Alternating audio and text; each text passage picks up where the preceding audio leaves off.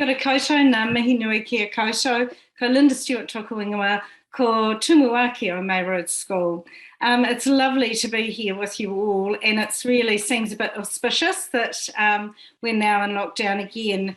What a week it's been, and I guess it's quite funny really, because as I was making this presentation, there's a number of references that I do make to last year's lockdown in particular, and you'll see some photos around it as well. What I want to start out by saying is that none of what I have to share today is rocket science. It's stuff that you will all be doing in your own ways, in your own spaces, in your own schools or learning environments. And I think that it's a time really for us to reflect on that, on what we are doing and what we might like to do a little differently moving forward. So the first slide I've got is one with a couple of photos that I really love. The one on the left is a photo that was taken during lockdown level 3 in Auckland, and it just reminds me of the freedom that the children were actually experiencing at the time after they'd come back through from lockdown, and just the freedom that we want them all to have. So I just love that photo, so I'm sharing it with you. The second one is our mana whenua group, and I'm going to talk a little bit about the work that we're doing with mana whenua as we move forward. It's very important to us, and it's particularly important to us as we connect with iwi, as we're in the process of a new build with our schools. So I'll talk a bit about that later. The second slide is actually a slide, Judy, that has Dame Whina Cooper in it. So if we can move to that one, and you will probably know this. So if we just move, there we go. Where she says, take care of our children, take care of what they hear, take care of what they see, take care of what they feel, for how the children grow, so will be the shape of Aotearoa.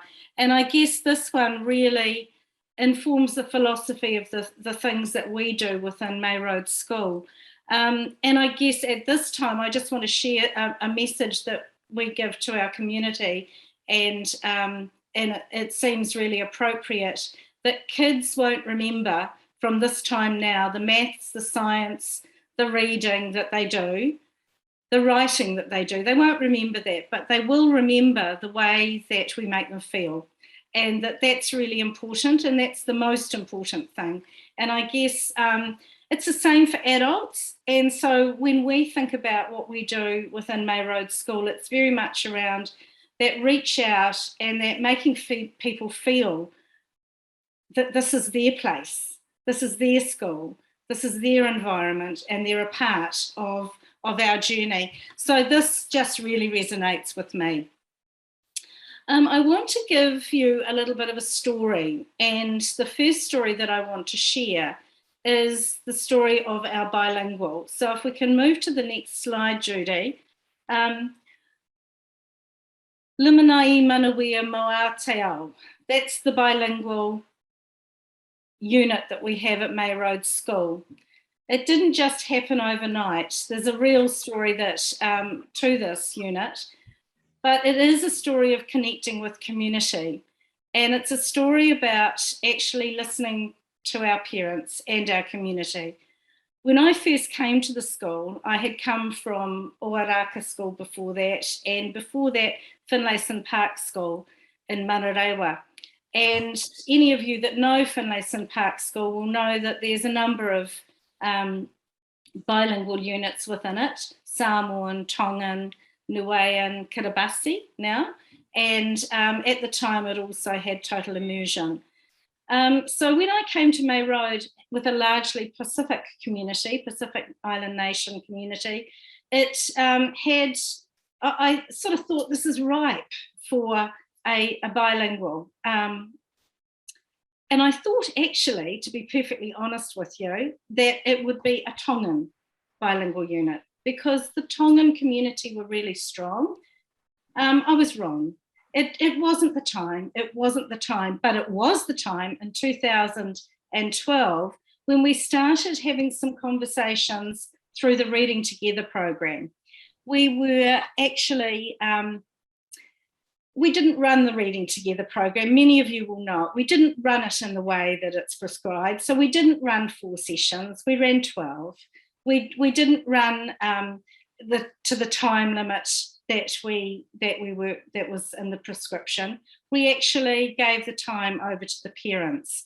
And I think one of the things that we did was we had conversations with the parents around their own education in the first instance, what schooling was like for them. Many of them had come from the islands to school, many of them from Samoa, and what it was like for them, how they found it, and then what they wanted for their children.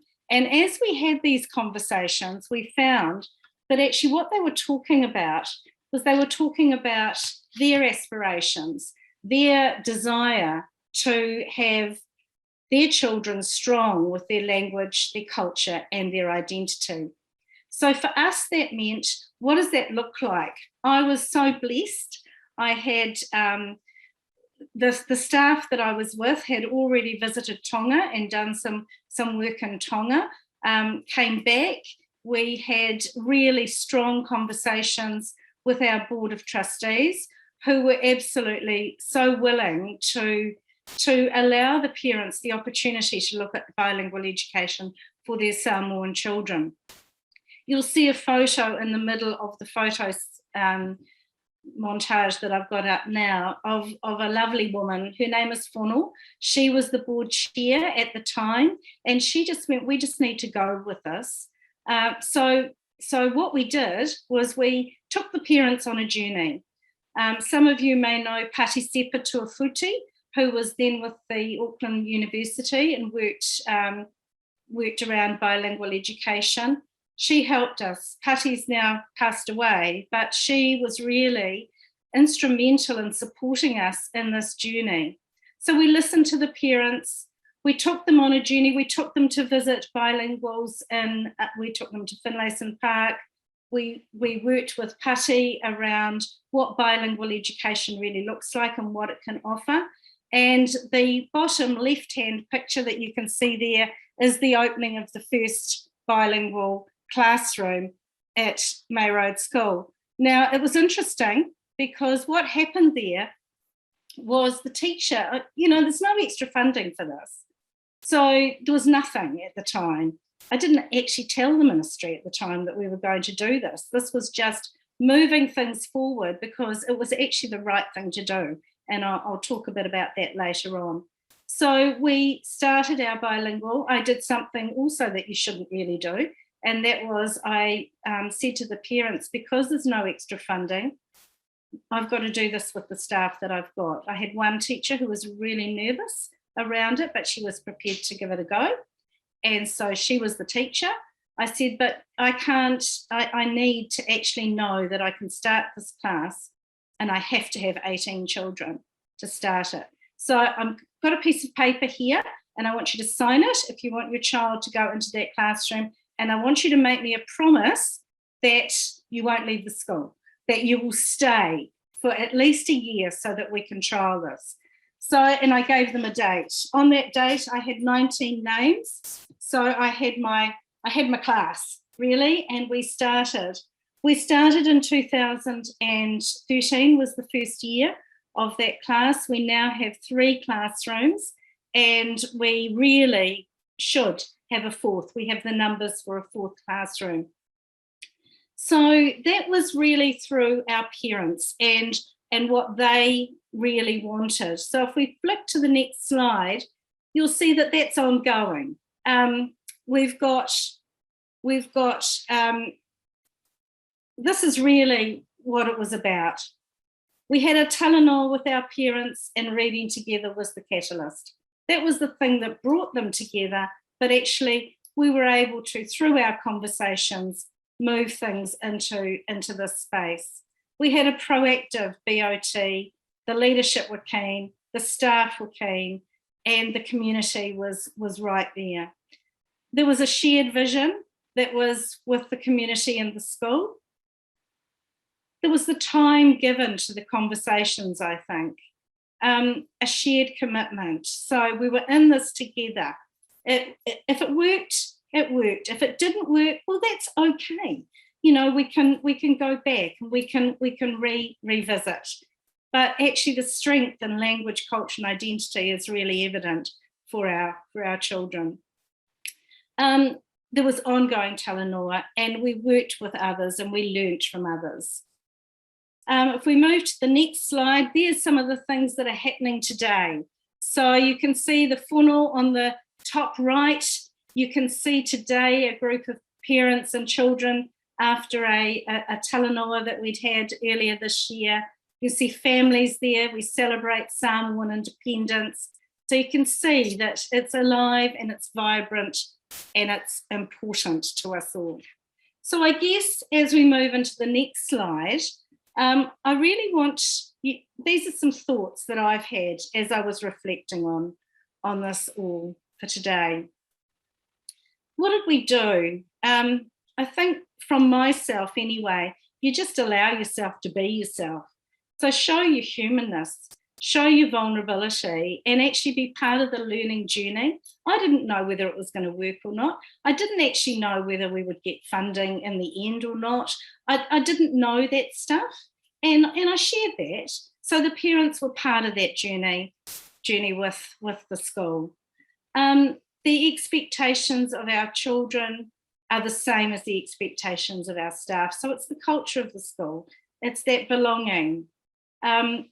You will know this, but I am going to say it again, that this is all about relationships. Relationships are absolutely the key to success for whānau, for staff, for students, for the community of the school, and then for the wider community. So taking time to build those relationships is absolutely important, and it's a key part of our work. And sometimes we overlook that. We think we're not working when we're actually taking the time to talk to people out at school. It's absolutely imperative. It's the most important piece of work that we do. Sharing the vision is key. And not sweating the small stuff. I mean, I guess I could have sweated about whether or not we were going to be able to do this, but it was just more important to do it. Time, I've talked about that. Gifting it back to people is really important. And finding those people who can support you. So the patisepas of this world, the whānaus of this world, they're there, they just need to be asked. If we look at the next slide, it's about the work of mana whenua. And as Caroline mentioned right at the very, very beginning, I was away for 3 years in Wellington doing a little job, and I came back, and when I came back, what had been found over the time that I was away, with the conversations that were starting around the new build for our school, was that actually our school site was actually the site of a small hapu. So that dated right back to the 1300s. So iwi had lived on our school site, and we had not known that before. It was really, really important that we really acknowledged that, and we found out more about it. So the archaeologist, who you can see in the second picture at the back, and also in the bottom left-hand picture, came into the school and talked with the children. What had been found was they'd found moa bones, they'd found adzes, they'd found actually a sitting skeleton as well. They'd found all of these treasures way back, and nobody had sort of thought to actually do any more learning about it. So that sort of started our journey of connection with mana whenua. And we knew that the iwi concerned was Te Akatai Waiahua. So this is partnering with community. Kāinga Ora were involved because they're part of preparing the land for the new builds. And what we decided to do was to work with the children on actually getting a bit of a timeline together. So you can see the children holding the timeline at the bottom there. And then we decided that it was really important that we made a model of this, what it would have looked like or could have looked like. So the next slide shows the children involved in making this model. And they have worked on this. Now, you can't really see it because it's just in the process of making it. It's a diorama. It's got small, tiny whare on it. It's got where the kumara pit would have been. It's got where the whare tapu was. It's got urapa. It's got the awa there. And so what they did was they actually have pulled this together, and you've got, and you can't see it, oh, you can see it in that top picture. So all those little pieces that you can see at the end, and you can see the white strip. So if you push on one of those, it actually has a little light that connects and shows you where the whare is, where the awa is, and also shows you now an overlay of where the school hall is. So and where Richardson Road is and where May Road is. So the kids have made this model, and what we're trying to do there is to connect them with the past and the story of the past. We're working with iwi around the pepeha and the story that goes with it, and the fact that actually the people that we're talking about here didn't come on a waka, they came on kaiwhare, the stingray. So we're actually working around that, and it's really fascinating. If you move to the next slide there, you'll see what we've got in front of us now. This is, so the houses right next to the school have been removed. The land has been totally decimated, I guess, and we have thousands of new houses going in around our area. That will change. That will really change the look of our school. So we have a huge opportunity to really connect with community and the wider community as well to actually move our school forward. So what we've done there is we've talked with iwi around landscaping opportunities, what this could look like if we really connect with mana whenua. And our parents and our children are part of this journey. So it's a huge privilege, and it's not one that you often get, I guess, in schools, a huge privilege to be able to do this. But you'll see in the next photo a little bit about how we've started to do this work. So what we've done is we've had parents come in.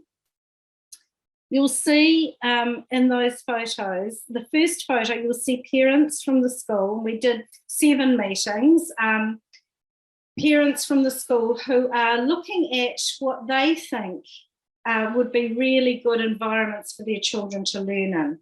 Now, the first stage of the build is a 3-level, 15 classroom block. So 3 levels, the equivalent of 5 teaching spaces on each level. With that top level having amazing views of Tamaki Makaurau, amazing views of the harbours, amazing views of the maunga. So actually, we want to make the most of that. And the story of the land needs to accompany what we do. So our parents got their pictures that resonated with them. They then were able to, if you look at the 2 pictures on the right-hand side, we had a mock-up of what 1 level would look like. So there were lots of mock-ups, obviously. But what we also had, we worked with Sandra Jenkins, who was at Freeman's Bay School, who's now working in this field for Design for Learning. We worked with her. All those tiny, tiny bits of furniture that you can see, we had hundreds and hundreds of pieces. And what we did at each of the meetings was we got the parents to actually design what a level could look like.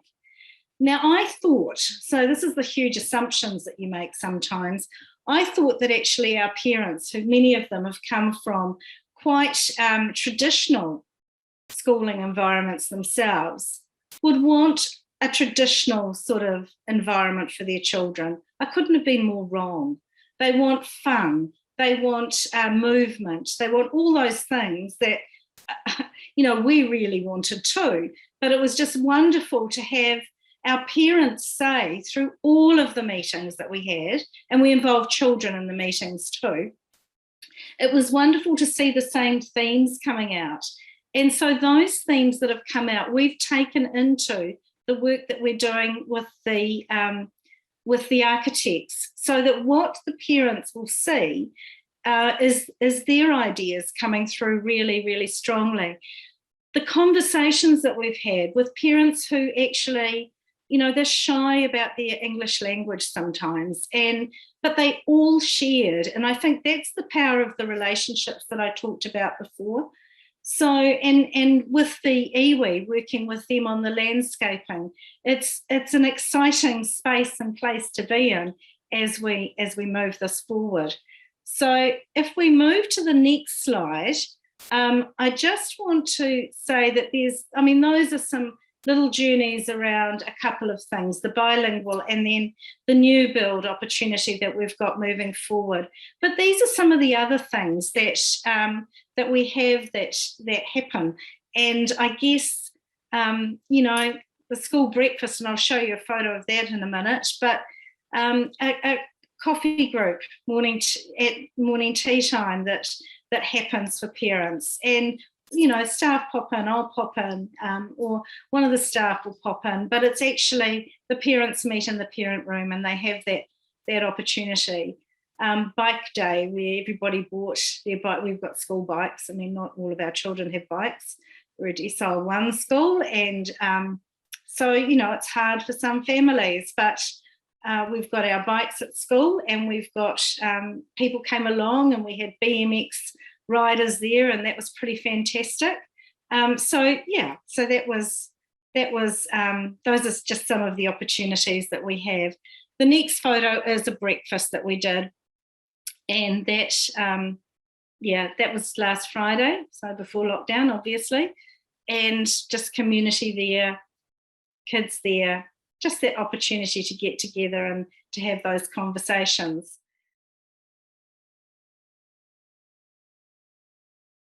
So, Lynda, what I'm really curious about is that launching the bilingual unit sounds like it was quite a leap of faith for you. Were you worried about the impact of this on your school's funding? No, as you say, Caroline, it was a bit of a leap of faith, but you find that coalition of the willing, and you do what's right when you know it's the right thing to do. And I think my last slide sort of says that, and it was the right thing to do. So I guess my theory to life is that you do what you believe is the right thing to do. You do it with the support of those that are there to support you. You reach out, and then you do it. And actually, you've got a story to tell about that. You've got a reason why, and you share the reason why, and you share the story, and you actually I found that actually at the end of the day, people will come with you. And so that's really, I guess, that leap of faith that you're talking about. Yes, I took it. For the first time ever, we can say in the budget for 2022, there is funding for bilingual classrooms, which is absolutely something to celebrate because it just hasn't been there in the past. So, yeah. Cool. So I got a question here from Leslie, and she's asking, have you found an optimum time for your community meetings? I heard you say you had 7 different sessions for your new build discussions with whānau, etc. How did you decide on the best time for these? Well, we've played around with that a lot. We find that actually at the moment it seems to be around that 5:30 time, but you have food. You always have food. So 5:30, we've got food there. You might put the food at the beginning, you might put the food at the end, you might put the food in the middle, depending on what you're doing. That's a really good time for us. although I talked before about the breakfast that we had. So what we did was we had the breakfast last Friday, and then we've got some work happening around communities feeding communities. And we had the meeting after the breakfast. So the parents stayed on after the breakfast, and we had a short meeting. And, you know, so I think you play around with it a bit. You talk to your community, and they'll tell you what works for them too. Mm. Thank you. So another question, this one's from Jill, who says, I'm curious about any opportunities that might have been taken to engage the wider community just beyond the school whānau. Yeah, so I think we often involve wider communities, and it can be in different ways. Like I've been talking about iwi, I've been talking about kainga ora, because that's, you know, we're going through a build, and obviously there's housing developments right next door to the school. So you have opportunities to work with those groups.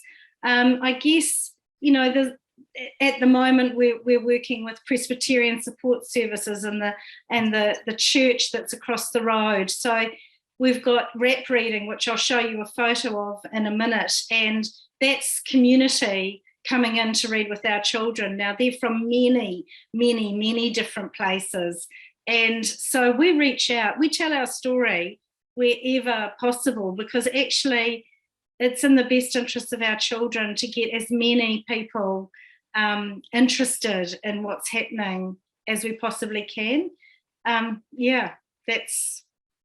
So community is really important. The wider community is really important. Thank you. So it looks like we've got one more question here, which is from Judy, which says, Kia ora, Lynda. I'd like to hear more about the mana whenua engagement journey, e.g. are you working on a cultural narrative, and how is it, or will it be woven through the school vision and values, the physical spaces, curriculum, pedagogy, and other aspects of the school? Well, yes, it's absolutely being woven through. It's one of those things, I just talked about that a little bit before in the breakout room. It's one of those things where I've talked a lot about relationships and time, and it is one of those things that develops over time. So at the moment, we're working with one iwi, because that's the iwi that we know about. But we also know that there's around 13 iwi that are involved in the land around our school. So we're working with the first iwi, because that's the story that we know of with Kaiwhare, and we've woven that's in our pepeha. That's the story that the children are learning about now. But actually, over time, that's our starter for 10, I like to call it. Over time, that will grow. What we've said about for the new build is that we want to celebrate the past. So within the new build, there will be many, many parts of our pepeha that you actually see represented. Because we've got 3 levels, the top level is going to have a telescope. It's going to be, our 3 levels are, the bottom level will be Papatūānuku, the middle level will be Tane, and the top level will be Rangi. And there will be depictions that are on the floor and on the ceiling that actually help the children to understand, one, the story of the creation, 2, the story, to connect with those elements. Kaiwhare will be seen within our school. There will be many, many different parts, and this is where the landscaping is really exciting, that refer back to what the land was like before. There's daylighting happening for the hour right next to the school. So, yeah, it's huge, but it takes time. And I think, it doesn't happen overnight. The iwi that I'm talking about, 230 of them, and they're not all in Auckland. So there's huge demands on people, and we have to respect that. Absolutely. Another question here, this is from Catherine. How do your bilingual families see themselves? Are they members of May Road School or of their bilingual class? And how do you build relationships and engage your bilingual class parents in the life of the wider school? They're definitely parents of May Road School. So they have their children in Limanai Manawea mo Aotearoa, which is our Samoan unit, but they are part of our school. And I think that's really important. It's a really important question, because there was never a desire to have a school within a school. We're all there for children. We're all there around the language, culture, and identity of each and every child in the school. We happen to be able to provide bilingual education for our Samoan children, and it's a choice for parents. So I guess very much it's May Road School, and that's really important. And as we move forward, and the school will grow from the 200 that it is now to 800 very quickly. So as we grow, we know that the challenge that we've got is actually keeping that culture alive. So keeping the language, culture, and identity of every child is the underpinning foundation for our school. Very cool. So one last question, which is, what are you doing to ensure future sustainability? Yeah, I think it comes back to the culture of the school itself. So where you've got a staff, and when I talk about staff, I'm not just talking about our teachers, I'm talking about our support staff, I'm talking about everybody there that actually believes that relationships are key, that it's important for every child that comes into our school, that it's not just about the child, it's about the family that comes with them, that's really part of May Road School. I've got staff there that are beginning teachers that absolutely get this. This is just who we are, and I think that's the journey that we're on. Our challenge, Lara, as I said before, is to keep that alive through, and we all know this, the staff are really, really committed to this, is to keep this alive as we grow. We're committed to it. And it's not just about me. It's not just, yes, leadership is important, we know that, but actually it's about everybody being part of this because we know it's the right thing for our kids. Absolutely. And actually, Lynda, that's a lovely link through to your final slide, which I'll get Judy to pop up now for you to talk to for us. Cool. So there's a couple of quotes here. I've said this a couple of times already. The time is always right to do what is right. It was Martin Luther King, but I'm claiming it a little bit just recently because I just really believe that it sort of signals where we are and who we are. And the other one, many people will have heard this and before, but if you want to go fast, go alone. If you want to go far, go together, because that's the way that you actually get that sustainability, Lara, that you were asking about, is when you do go together. So what you see in the pictures are, the first one is we're doing some work around communities feeding communities, and this came through from the last lockdown, and today a lot of my time has been spent on actually ensuring that our families have got food. I'm so pleased that we started up some things this time last year. That was a meeting around actually with our parents around what this could look like. The middle one is wrap reading, which happens every morning in the school. So that's where community members come in from all sorts of places and read with our children. In fact, if you're a bit early for an appointment with me, you'll end up down there reading with and you happen to be there between 9 and 10, you'll end up down there reading with children. So it's that's that. And the third one is of our Pātaka Kai. Now, that was a joint venture. So St. Kentigern's School and our kids, St. Kentigern's built it, our kids and the St. Kentigern's girls actually painted it, and we have food in there all the time for parents to help themselves too. But what's the beauty of this is reciprocity is so important. And so, yes, there will be food in there, but when people have got too many lemons on their tree or too many tomatoes in their garden or whatever it is, they will put food in there for others to take. And that's worked really, really well.